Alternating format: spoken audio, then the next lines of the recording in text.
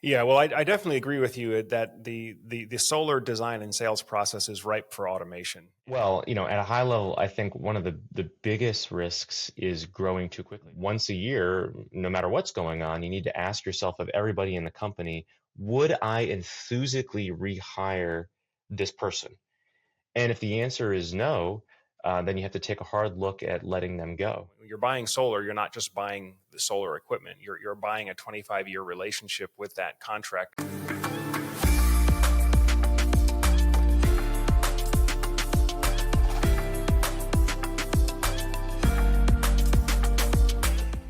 All right, welcome back to the Solar Surge podcast. Hey, if you're new to the Solar Surge podcast, on this program, we talk with the top CEOs, business leaders, and thought leaders in the solar and energy storage space. And in today's episode, I'm excited to have on Joe Marhamati, co-founder of SunVoy, and we're going to be talking about the state of the solar industry in 2024 and a number of other topics. So, Joe, it's really good to connect with you again. Welcome to the podcast. Thanks, Joe. Great to see you again. I'm a big fan of Solar Surge and all the work that you're doing to advance the solar industry. So I appreciate the opportunity. Well, we certainly appreciate the support, and you and I have known each other now probably going on 5 years. Um, like Solar Surge, you started on the installation side of the business and have now transitioned to more of the technology side of the business. But I guess if we're talking kind of big picture, Joe, how has the solar game changed? Let's say from 5 or 10 years ago to where we are today in 2024. Well, actually, it's funny. I was just watching a panel I was on, with you in Philadelphia a few months ago, and a similar question came up, and I was reminded that in 2016, when I started my solar installation business, we were really only installing solar panels, which now sounds sort of odd and anachronistic because went from solar only to solar and storage to solar storage and load control to circuit level consumption monitoring to EV charging. And now there are even some companies that are getting into weatherization, efficiency, heat pumps. But that's sort of where we drew the line around the clean tech umbrella. And that's a huge change. Going from having solar only crews to then having, solar and service crews, to having a battery crew, to having a crew that's really just focused on electrical, that's doing main service panel upgrades and smart main service panels. The complexity of the industry has changed so much and it's evolved so much just in the last decade to now where you almost can't operate as just a solar installer. You really have to be able to do at a minimum storage and most likely load control in addition to EV charging and consumption monitoring if you want to be competitive. So to me, I think that's a big change from where we were a decade ago to where we are today. Yeah, no, I've noticed the same thing. I mean, and even when I started in solar back in 2013, installing storage was very much a fringe thing. There was, very low attachment rates back then, so it was a lot of just solar only grid tied systems. And frankly, I think that's why a number of the contractors have struggled over the past few years. Is that maybe they didn't quite appreciate the amount of complexity they were taking on when you go from grid tied solar only to solar storage, EV load control, and in some cases energy efficiency upgrades as well. A lot of times it's harder, especially when you're talking about contracts being offered on a firm fixed price basis. A lot of times that can be more difficult for the contractor to manage that complexity and still stay on schedule and profitable. What advice or what feedback would you give to installers who are potentially new to getting into offering these other services besides just traditional solar? What advice would you give them as far as how to stay competitive? Well, the most important piece of advice I would give is to have a very clear R&D review process. So you don't want to jump in, to the deep end of the pool when it comes to any of these new technologies. You really want to have buy-in from everybody in the company that's going to have some stake in reviewing and designing and selling and installing and commissioning these products. And that's one thing I've written about on our SunVoy blog, our experience in having an R&D committee, a new products review committee that will take ideas from anyone in the company that finds a new product, and it could be hardware or software, and then goes through a review process where you look at all the specifications of that product to see if it's even worthy of a beta test. And then if you have a majority of that R&D committee that wants to beta test that product, You find some guinea pig in the company, usually it's the owners, and you'll test it on their house to see how it looks and how it feels and how it works. And if folks like the beta test and it goes well, and the owner or whomever is trying it out in their home is a fan of that product, after you give it a month or two, then you can vote on whether you actually want to sell that product. And that gives chance for everyone in the company to kind of absorb what it does, how to talk about it, how to market it.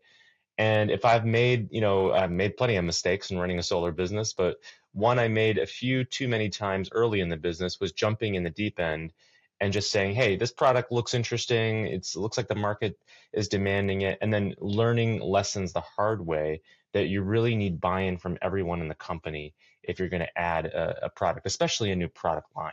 That's great feedback, and I would say similarly, that's one of the mistakes I made when I was on the install side of the business was seeing a new product, particularly a new battery product, and saying, "Hey, that looks neat. Let's go ahead and offer it," before doing proper beta testing and understanding the numbers behind everything that goes into the install.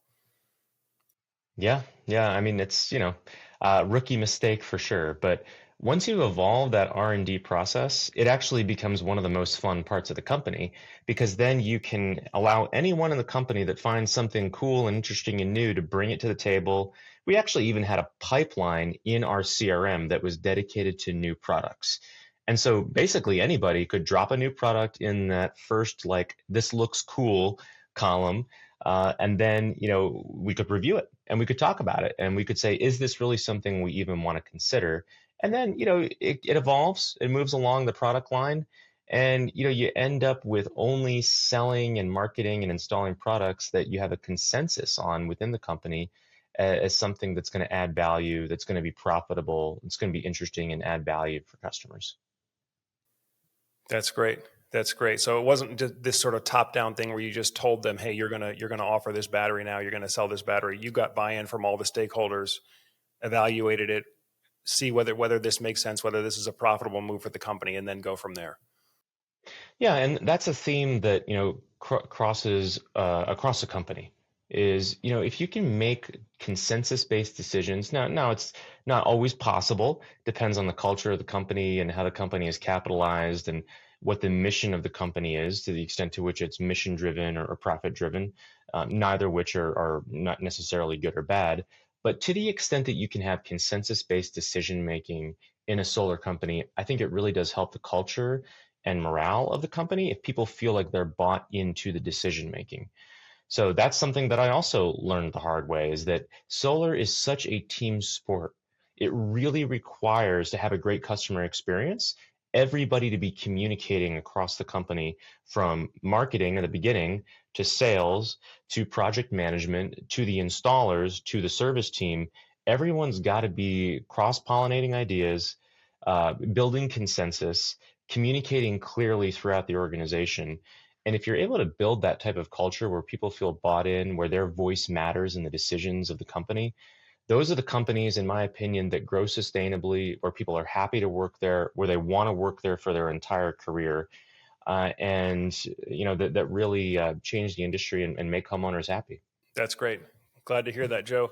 Now, before we talk more about the solar business, I've got to ask you because you've got a bit of a unique backdrop there behind you. I understand you are actually joining us from Europe today. So tell us where you are and what are you doing this summer? Well, you may or may not know, a few months ago, we sold our EPC business, and my business partner and I transferred our time and energy over to software. So we started SunVoy, which is the first and only customer portal and fleet management system for the solar industry. Now, when we started the SunVoy about 3 years ago, we really thought we were going to be selling primarily into the American market, and the majority of our customers are American solar installers. But what we didn't anticipate was that we would be getting demand from all over the world. Now, some of that came from our blog. We write about what it was like to run a solar business, and I have people every day find me through that blog because they find the content compelling. But some of it is just the solar industry is growing by leaps and bounds outside of America, in Latin America, and in Europe. And so what I'm doing this summer is I'm traveling around Europe talking to solar installers who are experiencing a lot of the challenges that we've seen in the United States over the last decade now because solar is exploding in Europe particularly ever since the war in Ukraine. Utility rates have exploded, and so the demand for solar in Europe has exploded, and the solar industry is growing by leaps and bounds, really following the trajectory that Germany saw over the last decade, now in the UK, in Spain, in France, and all throughout Europe. So that's been a really interesting experience. Unfortunately, I only speak English, so I can only talk to solar installers who themselves speak English. But my business partners speak about 10 different languages. So between us, we've made some great inroads throughout Europe, Latin America, Australia, Canada, and the ability to take our experience and help solar installers throughout the developed world has been extremely rewarding. That's great. That's great. So you touched on a little bit of what's your recent developments in terms of your business, your career. So you were in the solar installation business. You just went through the process of selling your EPC. Can you share with us what that experience was like? How do you kind of get your company prepared for sale, and how has the process been as far as exiting and the transition?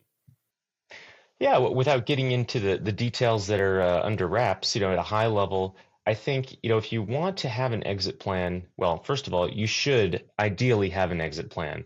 Now, a lot of solar entrepreneurs are in it for the love of the game, and they're not necessarily thinking about, when they're going to be exiting, because they're just really enjoying growing their companies and being out in the trenches and installing. And frankly, that's where I was too. For most of the growth of our business, there was no exit plan because we were just really enjoying the work. Now, it just happened that we found we could have a greater impact on the software side and clean energy and climate. And so organically, we moved in that direction.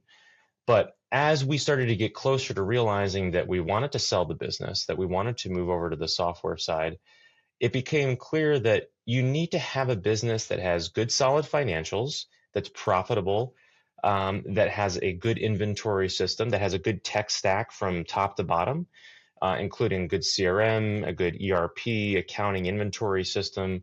You want to have a repeatable marketing system.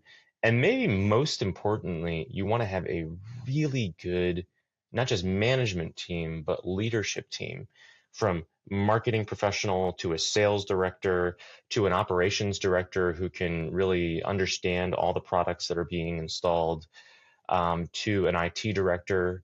And if you have that foundation built within the company, that can carry over to new ownership, that is very attractive to potential buyers because they can come in, they can put in their own executive leadership, but that core leadership team can continue running the company because they've got that institutional memory, they know how all the systems work, and they can transfer the sort of character and culture of that company over. So those are the kinds of lessons that I learned. It's an arduous process. It takes about a year to go through that process and to find somebody who shares your vision and your mission and your values. We were very fortunate to find somebody in Civic Renewables that was local. And so they understand the local market, had decades of experience in solar, and were people that we trust to take over the company and really grow it and scale the mission. That's great. That's great. Now, Joe, as you know, over the past 12 to 18 months, there have been a number of solar business failures and a number of companies that didn't do things the right way are being exposed now that we're experiencing tighter financial conditions. One of the recurring themes that I seem to see is companies that just have improper accounting. They don't really realize or they don't really know where they are with their numbers, especially the companies that have known nothing but year over year sales growth. Well, now we're in our first down year for the last decade, and now as that tide comes out, a lot of these contractors are being exposed. What's your take on what do you think are some of the leading causes of solar business failures if we're talking about an install business? Wow, that is a great question. Well, at a high level, I think one of the biggest risks is growing too quickly. This is another thing we talked about on that panel in Philadelphia was companies that are trying to grow too quickly. In my opinion, growing from 20 to 40% is a healthy rate of annual growth. Now, there are some companies that feel like they can grow 100% or more year over year. Personally, that's too much risk for me. And I think it does expose companies when there's a downturn.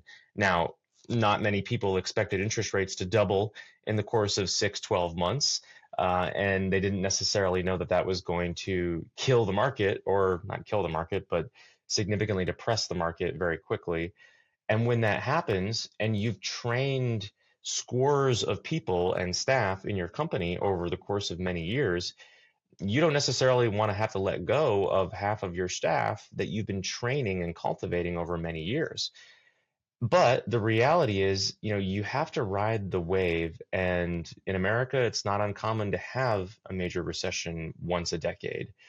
And so I think the companies that have been smart and responsible in the last couple of years are those that have rode that wave by letting go of the people that they could afford to let go of. We had a leadership coach at our company who said, once a year, no matter what's going on, you need to ask yourself, of everybody in the company, would I enthusiastically rehire this person? And if the answer is no, then you have to take a hard look at letting them go. And that can be hard for some solar CEOs, because maybe they really love and value everyone in their company. But when you see a downturn like we've seen in the last 24 months, riding the wave means cutting overhead, cutting costs so that you don't go bankrupt, and asking more of your core personnel while you're riding that wave until the market comes back. And none of us know exactly when it's going to come back. So in my opinion, growing sustainably, not trying to take over the world, not trying to grow more than 100% year over year, but in that 20 to 40% range, and then cutting your overhead intelligently when there's a big downturn in the market so you don't find yourself underwater. That makes a lot of sense. That makes a lot of sense. So, as you know, that there were a couple of larger companies that did fail recently. The two that come to mind are Titan Solar Power, which I believe at one time was the largest residential installer for solar by volume. The other one that comes to mind is SunPro and ADT's acquisition of SunPro, only to shut the business down within the first 2 years of the acquisition. Your take on those two events, Joe? Well, one thing that I've noticed in the solar industry that I think has been a significant net negative, both for those companies and for the reputation of the solar industry, is having this bifurcation between the companies that actually do the construction and the project management and the companies that do the sales. And that has been a storied tradition for as long as you and I can remember, a decade or two at least, where you have one company that's actually doing the work, the project management and the installation, and then you have what are commonly door knockers that are out, quote unquote, blitzing neighborhoods all over the country, knocking doors and giving varying levels of relevant, accurate information to homeowners about what solar is going to do for their home. And, I was actually at a solar conference this year that was very specifically focused on sales. And almost all the salespeople at that conference were door knockers. And they had a hugely varying level of information and knowledge about the technical specifications of solar, how it works, what the savings is going to be for the homeowner, and how to provide an accurate, ethical sale to homeowners. So my opinion is that a healthy solar industry is one where every solar sales professional is a W-2 employee of the company that's actually project managing and installing that project. And in fact, there are some states now that are requiring that by law. And I would say a healthy solar industry is one where the entire country is requiring that every single solar sales professional is a W-2 employee of the company doing the work, project managing and installing that project.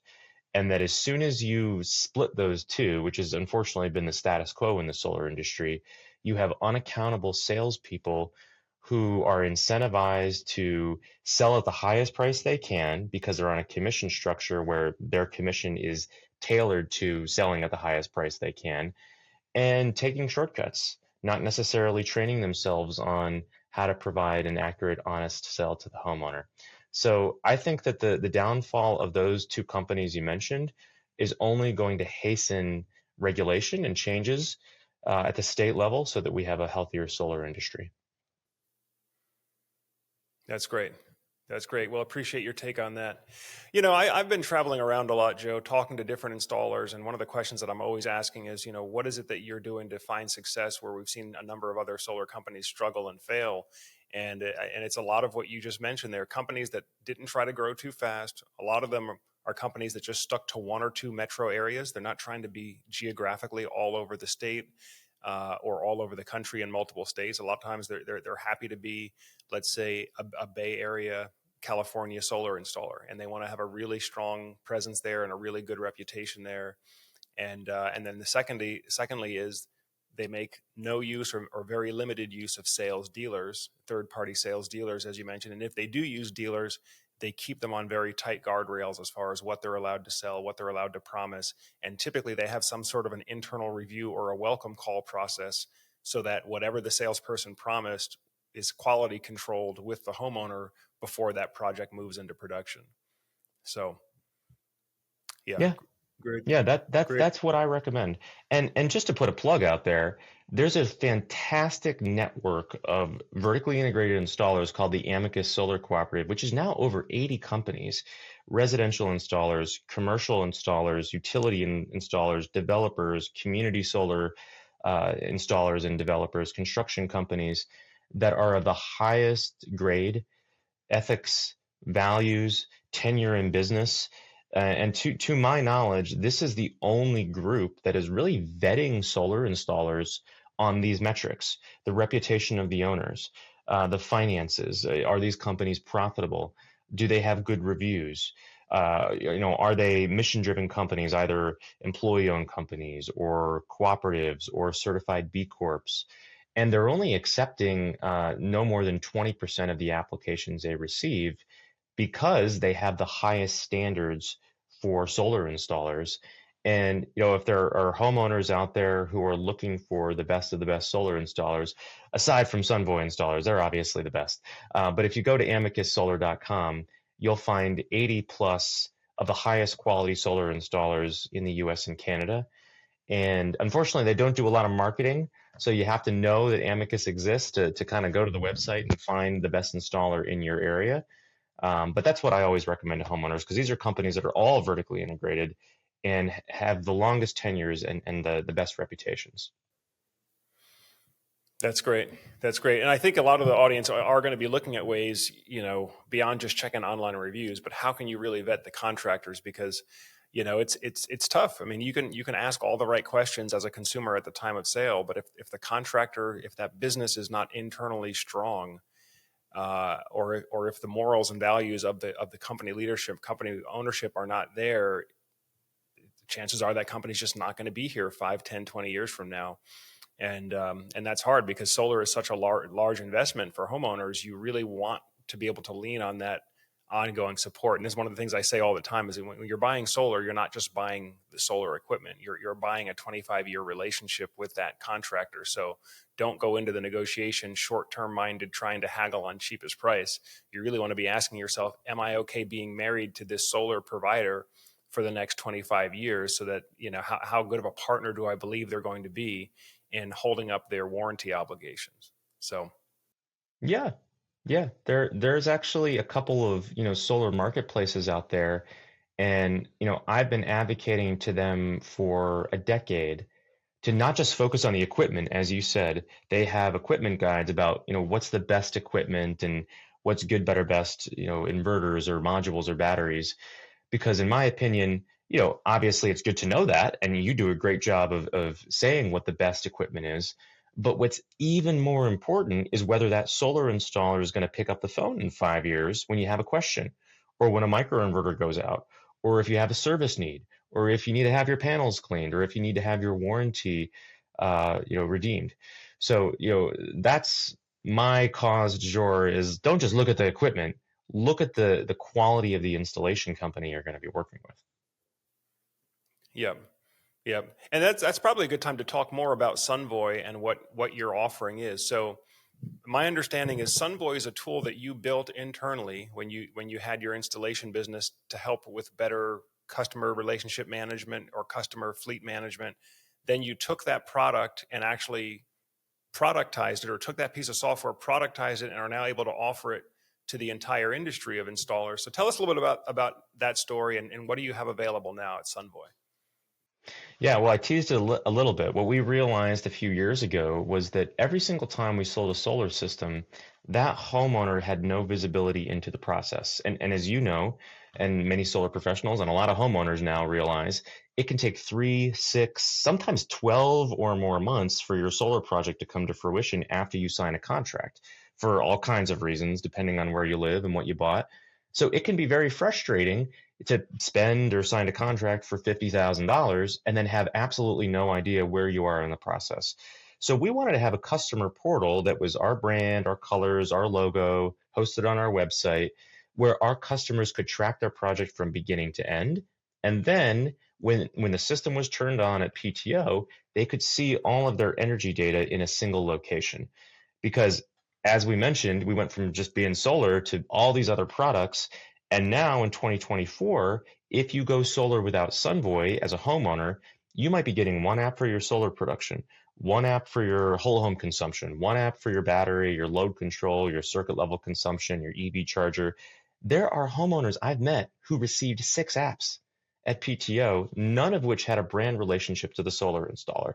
So we built an end-to-end platform that's a customer portal and a fleet management system for solar installers that they can provide to homeowners where they live from the minute they sign up for solar to the 30-year life of the system. They can track their project. They can see all their energy data in a single location across every piece of hardware in the solar industry that syncs with every CRM in the solar industry. They can submit reviews and referrals, service tickets. They can see all their project documents, which is great for solar installers because they can put that paid in full invoice in their app. So you don't have hundreds of customers coming in April to ask for their paid in full invoice for their investment tax credit. So it's a great experience for installers where they can see all of their sites in a single location, but it's also a great experience for homeowners because now they don't have to toggle between a bunch of different apps, forget who installed the system a few years later, struggle to find their project documents. It's a single point of truth for them for the whole 30-year life of the solar system. Makes sense. So again, long-term thinking, for a successful solar installation business, you want to keep that customer happy and service long-term. What are you seeing in terms of your clients that implement SunVoy in terms of repeat business and referral rates? Well, what we noticed, and the reason that we actually ended up spinning off this product into a separate company and selling our EPC business and moving over full time, was that we increased our referrals by over 150%.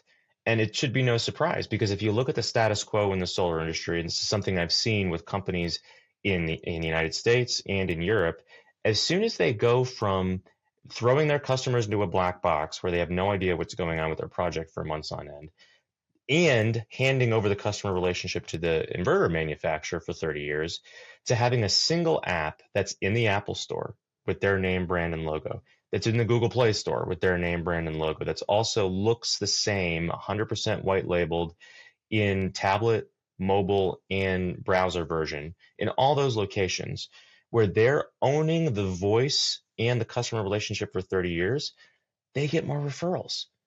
And it's organic.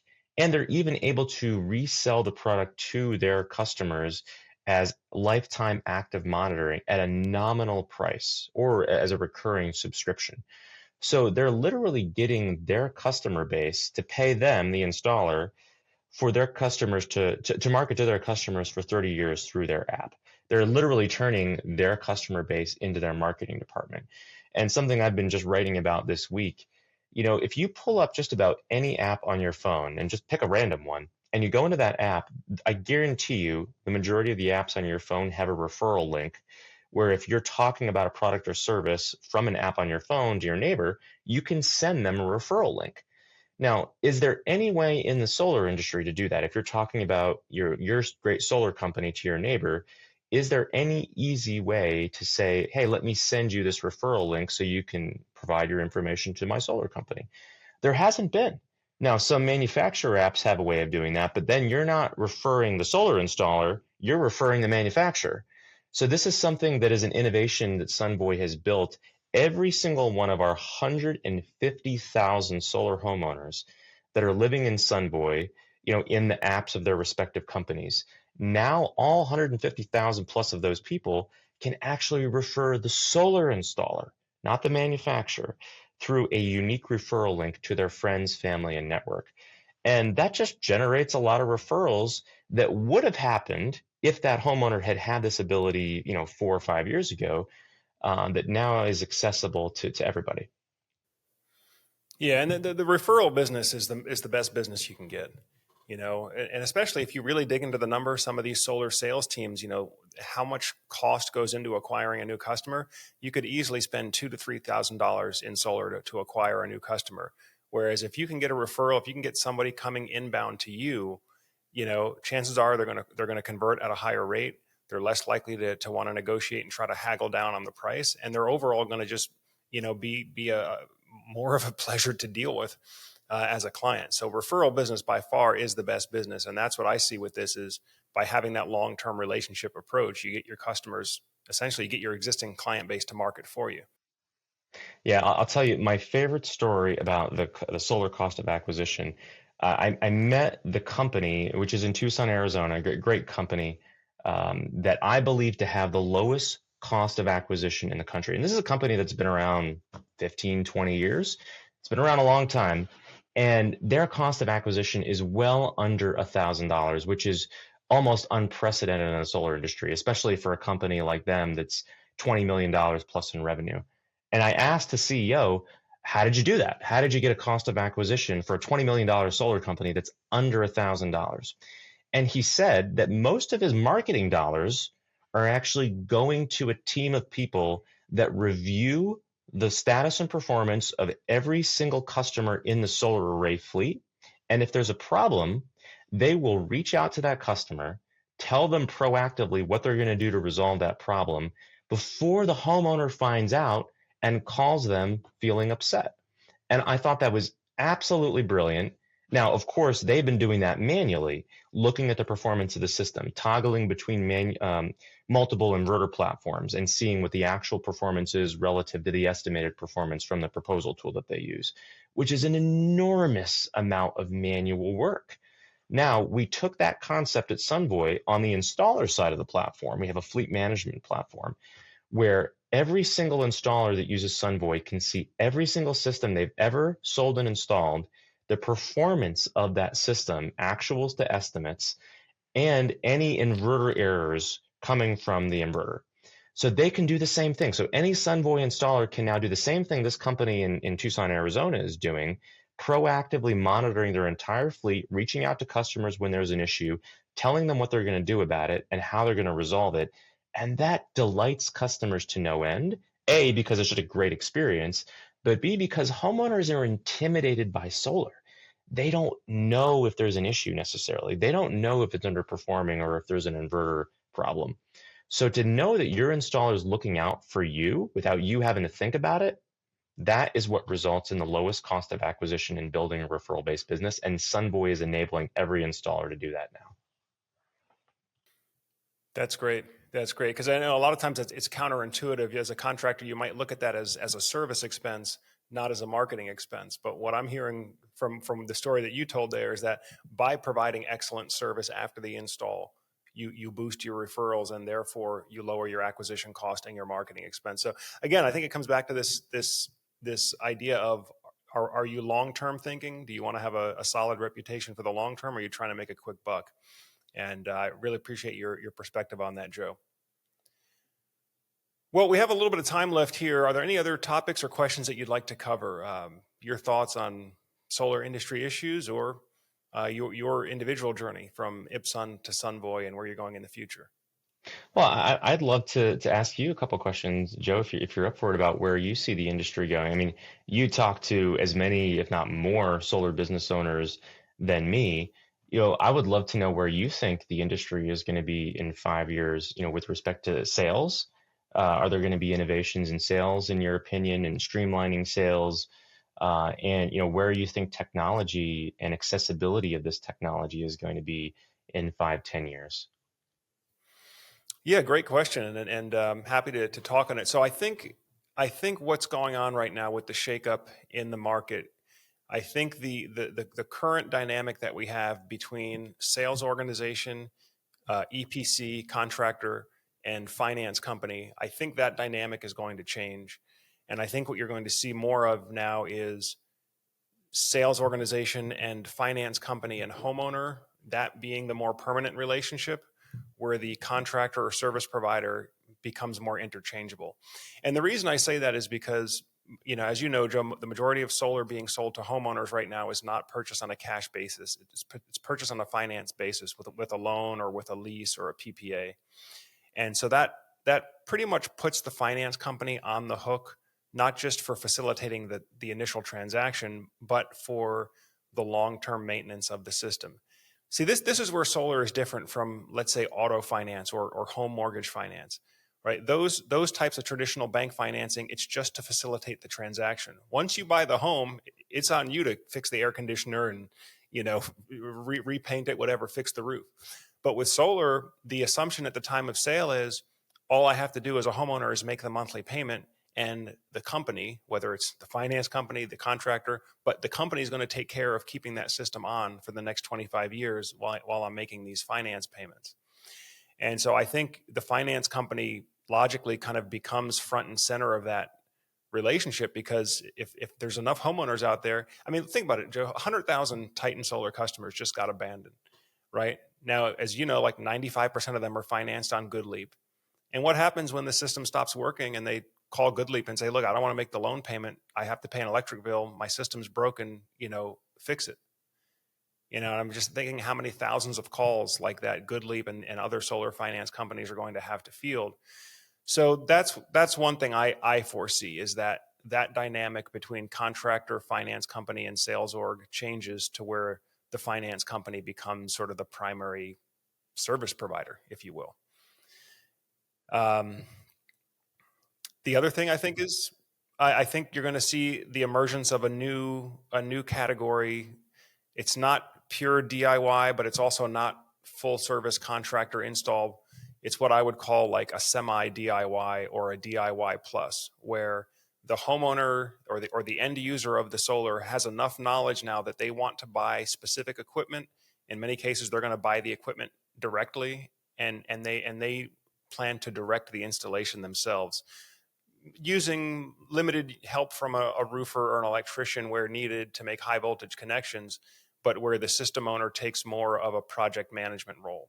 So I think you're going to see a lot more of that as well. Of course, a lot of this only works for cash customers, but I think for those that are well educated, they know that there is tremendous savings to be had with directing the installation themselves, and therefore then they're not necessarily married to a particular contractor to provide warranty service in the future. So those are the two trends that I see. What are your thoughts?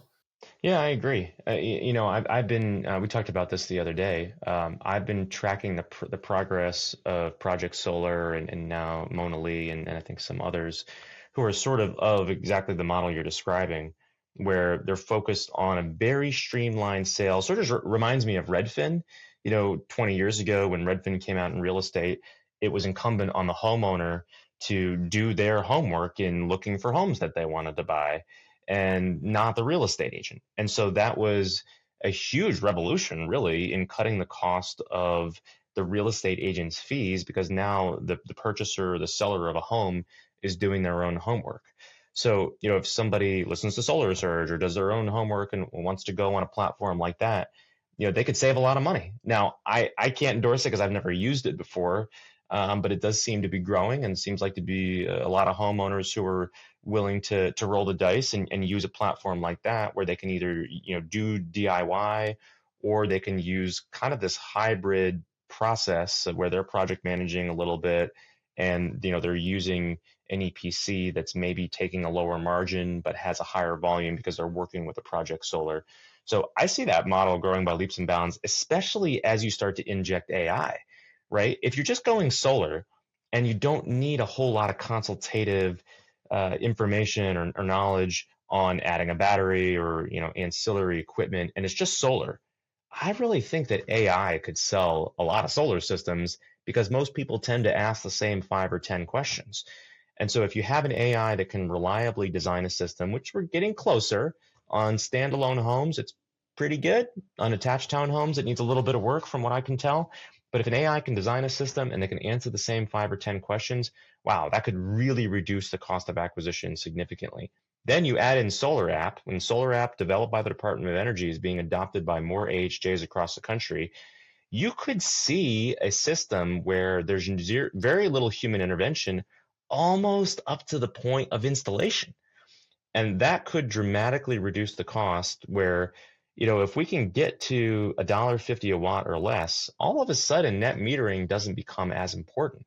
We're not as beholden to the public service commissions and the utilities across the country where, they're really trying to take over and destroy net metering. In some places because they, have a high solar penetration, in other places just because they feel like they can get away with it. So, there's this constant fight across the country, state by state, utility by utility, fighting these net metering changes. And obviously in the short term, that's necessary. But if we can see more innovation, like we're seeing today with AI, with Project Solar, um, bringing that cost down to under $2 and eventually under $1.50, I think that's the point at which everybody can go solar, especially as there's more credit unions coming into solar. If you look at the interest rate on solar financing for a credit union versus some of these private fintechs, it is absolutely astonishing the difference in interest rates, in terms and monthly payments that you can save using a credit union or a home equity line of credit versus private financing from a fintech. And the combination of all these innovations, I think in 5 years, hopefully will make solar accessible to just about everybody. Yeah, well, I definitely agree with you that the solar design and sales process is ripe for automation. And with the software tools and the technology that's out there now, we should be able to get the homeowner largely through that process. Now, I do have to take exception with one thing that you said here, which was $1.50 a watt solar. Joe, do you think realistically that $1.50 a watt installed solar is sustainable? Do you think an install business can be profitable at that low of a price point? Today, absolutely not. And I wouldn't advocate anybody try to do that. Now, Project Solar does claim that they can install solar for around that price. Again, I can't endorse it because I haven't been through the process and I don't know anyone personally that has. But they're still around, so hopefully they're doing decent work. But I'm talking about 5, 10 years from now. If we can get solar app, because that's the thing that I notice in Europe. In Europe, in Australia, the price of solar is literally half what it is in the United States. And now, of course, they don't have as many tariffs as we do in the United States. So just the module price is a big component. But one thing that they have that we don't have is uniformity in their solar standards for permitting and interconnection. We have 18,000 authorities having jurisdiction in the United States. And I've seen everything from same day permitting, which is obviously great for installers and homeowners, to some counties where you literally have to go in person with a cash or check and your solar design on a CD-ROM in order to get your solar permit. And you can imagine what that's going to do for the cost of solar and the experience for the homeowner. So if in 5, 10 years we can get to a place where you can get to almost the day of installation without human intervention, and Solar App Plus, developed by the Department of Energy, can be adopted by the majority of these 18,000 AHJs, I can imagine a world where we can get pretty close to $1.50 and folks can still make enough money for their businesses to grow sustainably. Yep. Well, that's the key thing, and I, what I would like to see is some sustainability and longevity in these solar companies, so that again, we don't have so many homeowners that were very, very excited at the initial investment and just got let down because the company couldn't stay in business or the company couldn't stay profitable. But as you know, Joe, they call it the solar coaster, so it's never really a dull moment here in the solar industry, and of course we are still a very young industry, still figuring out how to get proper footing underneath, I suppose. Well, Joe, I'll give it over to you to close out. Are there any final thoughts that you'd like to leave the audience with on the podcast today? Well, if you're a solar installer and you want to learn more about SunVoy, or you just are interested in my personal experience in growing and selling a solar business, go to sunvoy.com, check out our blog. I write from the perspective of a real lived solar installer and our experience in growing, building, and selling a solar business. in real raw terms, what it's really like, the good, the bad, the mistakes that were made, and the successes along the way. And I love writing for that blog because I can share my lessons learned with solar installers all over the world. And there's nothing that gets me out of bed more than helping solar installers who are facing the same problems that I faced and sharing my experience with them. Even if I'm not selling them SunVoy, just just sharing my experience so that they can grow their solar business sustainably. I'll also put a small plug in for Sun CRM. So, as we've been talking about SunVoy over the last several years, I lost count of the number of solar installers who've asked me what my favorite CRM is or what I recommend. And, I always say HubSpot because that's the business, or that's the CRM that we grew our solar business on, that we use at SunVoy. And so, we actually built a subsidiary called Sun CRM. If you go to suncrm.solar, you can see that we are now making a solar version of HubSpot inspired by the solar version of HubSpot that I built at REPC, available to solar installers worldwide. And it's got solar specific deal properties and contact properties and reports and pipelines and workflows. And that's really powerful because I could tell you, having built that organically, it took years and years and years of training and trial and error to be able to build that. And so it's very satisfying to be able to offer it out of the box, off the shelf, to any solar installer who wants it.